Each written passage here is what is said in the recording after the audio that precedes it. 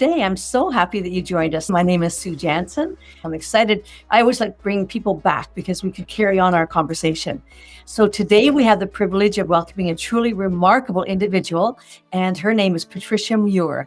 And Patricia is not just an expert in her field, she is also a trailblazer and a visionary who brings together a unique blend of quality and professional coaching principles with profound insights of emotional intelligence. We'll get into that a little bit maybe today.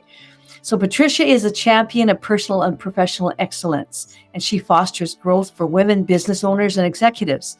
And she has a unique approach that combines consulting and coaching and business best practices for women. And she'll have to tell us what micro entrepreneurs are.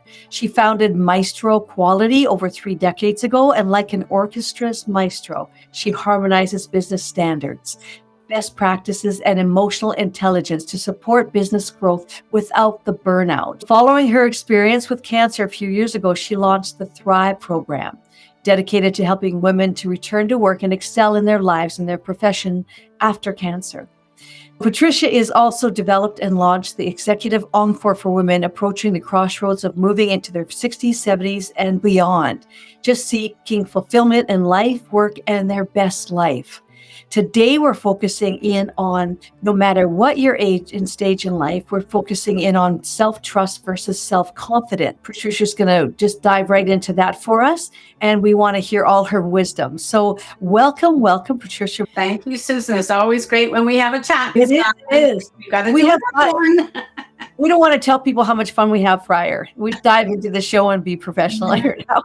So Patricia, great about working with you, professional all the way.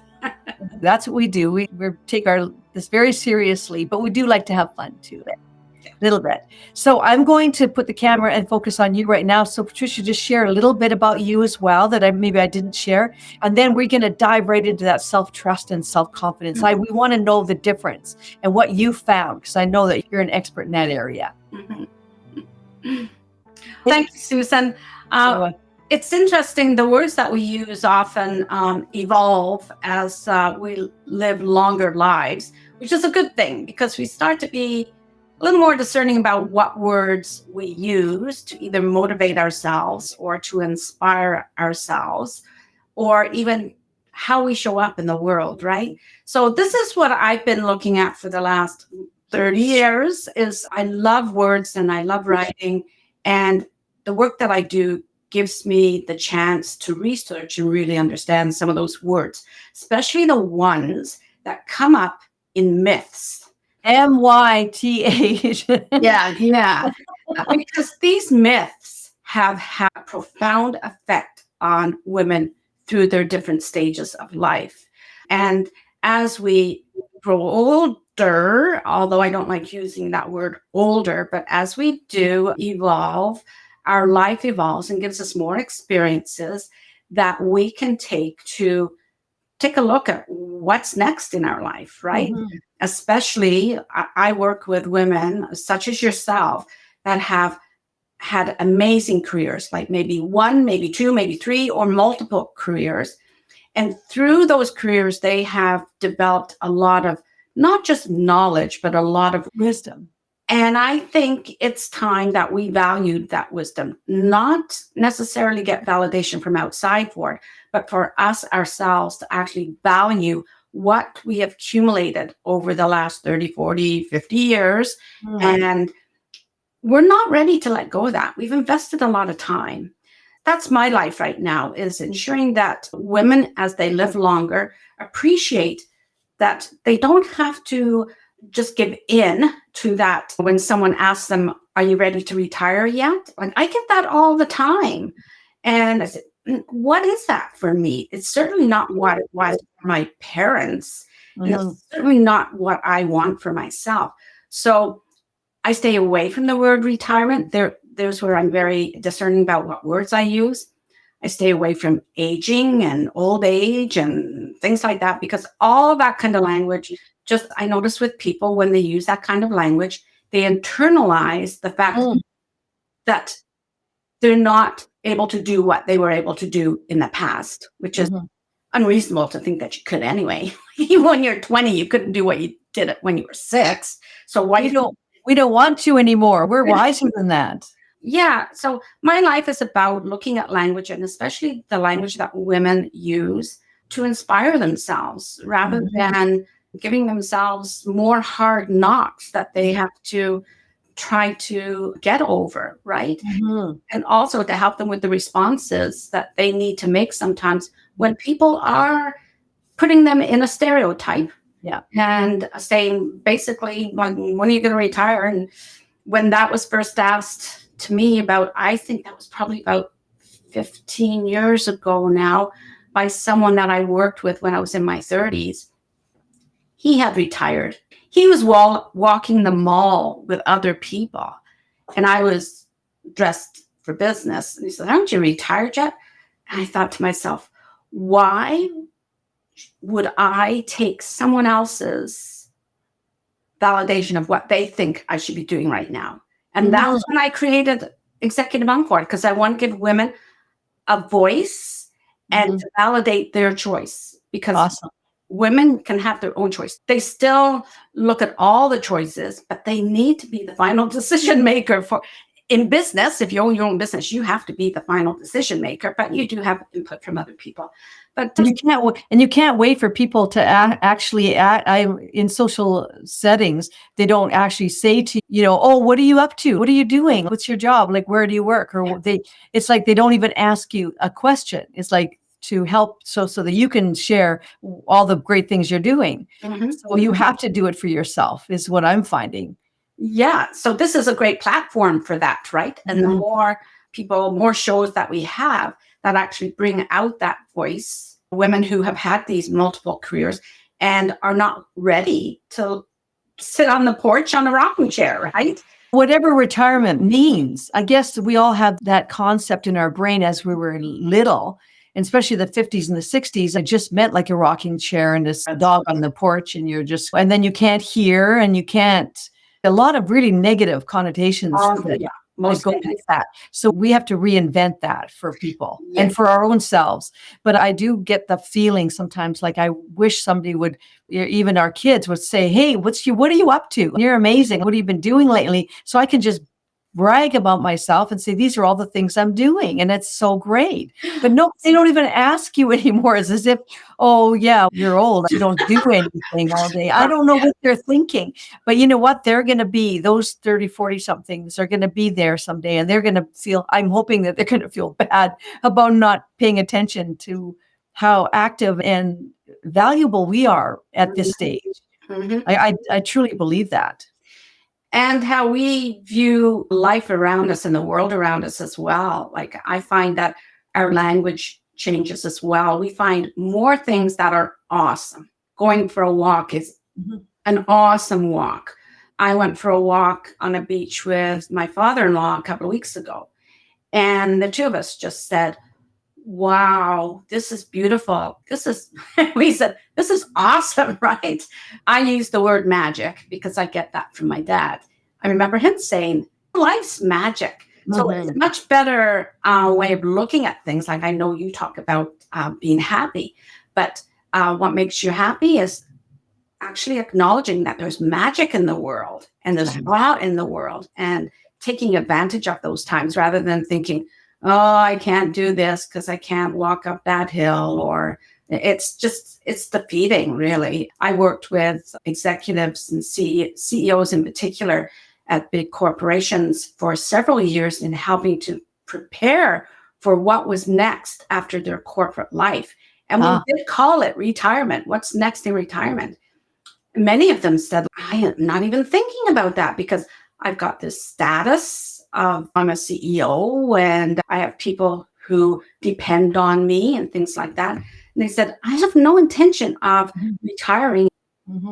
Do you think that women and men have a different attitude towards that word, even because their self-concept is, I find men, when they do actually retire, like when they're not working where they were working, that their self-concept, and we're talking about self-trust and self-confidence today, but their self-concept of themselves changes. And I think women, because we do so many things and we're involved in so many things, we still feel our value in other areas. Do you find that executive Is that, or it might be changing now because there's so many more executive Yeah, women? I think it's changed through our generation. I still do meet many women who are executives who do not have any interests outside of work or any passions, that their work is who they are. So that is something, that's a bill of goods that we've been sold in our generation, along with other myths. And it tells us that you're important if you've got this title. It's the same for men as well. I find that even with couples, sometimes this would have been about 10 years ago, women were following their husband's retirements. Whatever, I had some people say, "Oh, I didn't know that's what you had planned for us." And I'd say, "Oh, for heaven's sakes, make your own plans too. Like get together, spend some time together, but also have plans to spend time away from one another because, it's different, I think, for everyone." I do have some clients and I have some colleagues that are struggling at the moment. They don't want to let go of their corporate position because they said, "That's who I am." Yeah. That's really not who you are. Your identity. That's who you. With status as well, because you can imagine some of them over the years have increased their status and their worth comes from that, right? And so many of them now are worried about that worth actually being stripped away from them without their, not permission, but without their ability to make a difference because they are in a corporate setting. And if the corporation doesn't want them anymore, then it's stripped away from them. I know many of them are just waiting for the package. And I said, if you're being offered the package, the decision's not yours. They're giving you this nice package to leave, but the decision's not yours. So you still need to have that feeling of self-worth because that's a loss when the corporation asks you to leave or tells you you're going to leave. That's a huge loss. That's your social structure, your daily structure of what you do during the day. So there's a lot of things that, back to your question about, is it different for men and women? I think women are catching up with what men were experiencing in the past. Yeah. And fortunately, we don't have this mandatory retirement age anymore in Canada. So yeah, your corporation might make the decision, but that doesn't mean that your career ends.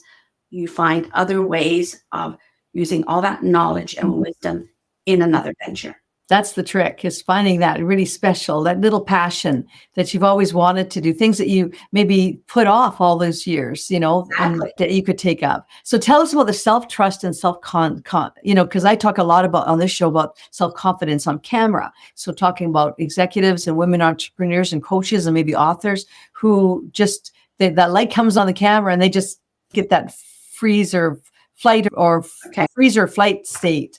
So tell me the difference that you see between those two things. I'm so glad that you positioned it that way, because I'm going to ask you, okay, why is it confidence? Like, why do we use the word confidence? That a person needs more confidence or they need to build more confidence. Why are we using that word that actually is an evaluation by somebody else of something? Yeah. And everyone has a different meaning to what self-confidence means too, because I know some people I talk to, they figure that if you're self-confident, it's something that you're trying to gain. But for me, confidence is the steps it takes, the baby steps. Every time you take another step forward, you get more and more confident in whatever you are doing. So if you are on stage or if you're in that networking marketing group and they give you 3 minutes to tell us, oh, who are you? What are you doing? And you're supposed to just, and like if you're on a Zoom meeting set up, like we're today, the light comes on and you say, okay, my name is so-and-so and this is where I'm from and this is what I do. But you have to, it's train you how to do an elevator pitch so that everything's put out there. But you need the confidence and the belief in yourself to say that. There you go. Believe in yourself. So I'm going to get right to the point. Good. It's not about self-confidence. There's lots of books written on self-confidence. And I don't know how many times I heard in my career, or I've heard it said to someone else, all you need is more self-confidence. So what is that saying? It's saying that you're lacking something. Right. And that's not true. because you know that to build a skill, you do need to work on it. So it's Practice. just practice. Yeah. Practice. Always. Self-trust is at a higher level. And think about this being a higher level of your whole spirit, really. Say, I trust that even if I try this again and it doesn't work right this time, I trust myself to do it again and again until I can trust that I will always perform in a certain way. And it's at a higher level as well, because in a way we're talking about skills, confidence for skills. But what about in life? Some people say things never work out for me. Or the worst one is the imposter syndrome. Imposter syndrome has got nothing to do with confidence. It's got to do with, do you trust yourself? Do what you say you're going to do. And say what you do. Yeah. When women say to me, I've got a bit of imposter syndrome here, I said, well, let's take a look at who you want to be and where are you now? What's caused you to maybe have a dip in what you think is confidence?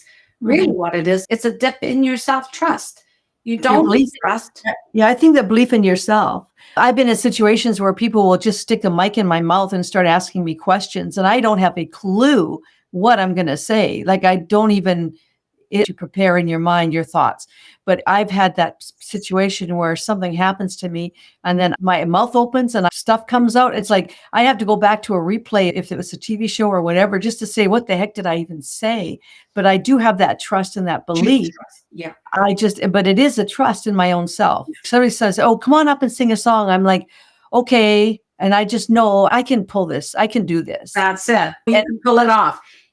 Even if something happens in the band where something goes wrong, you trust yourself to perform to your standards. And that's pretty much what it is as well. So it's more about trusting in what you have done in the past and keep aligned with, take action to always build your self-trust.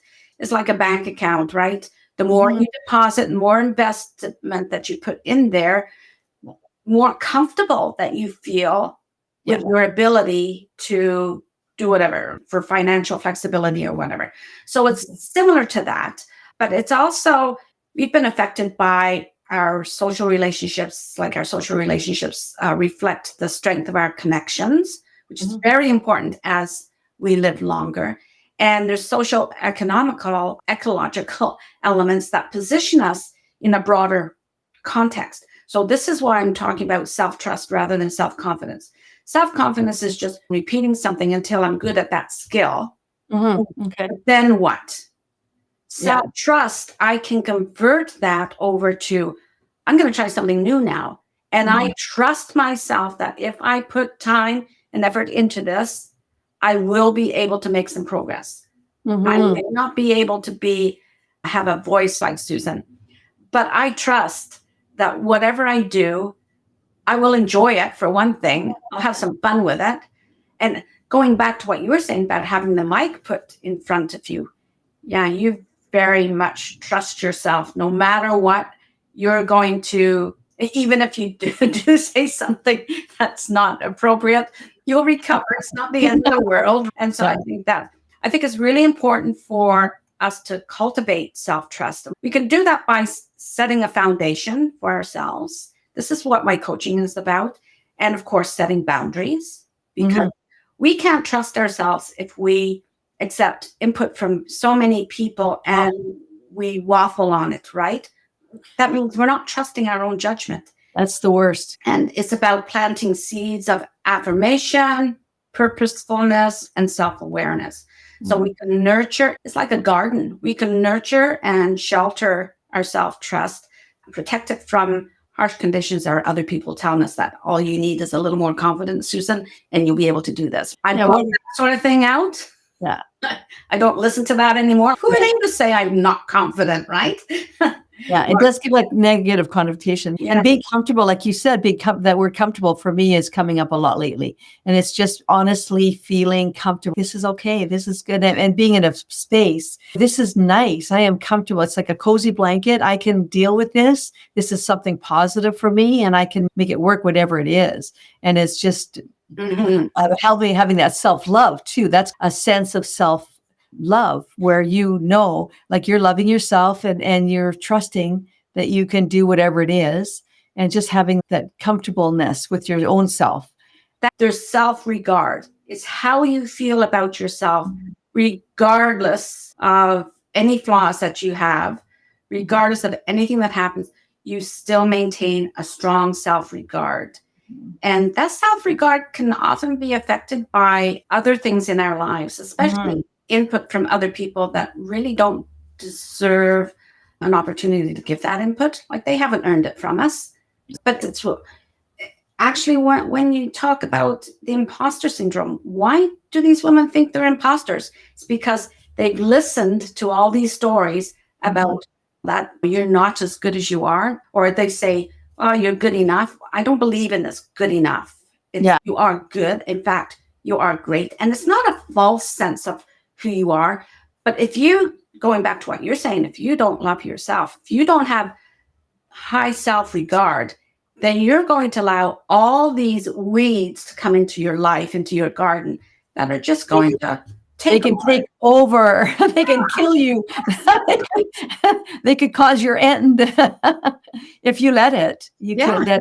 That's so true. So true. Oh, Patricia, this is so cool. And we're going to do this, ladies and gentlemen. We're going to be back next Monday, same time, same station.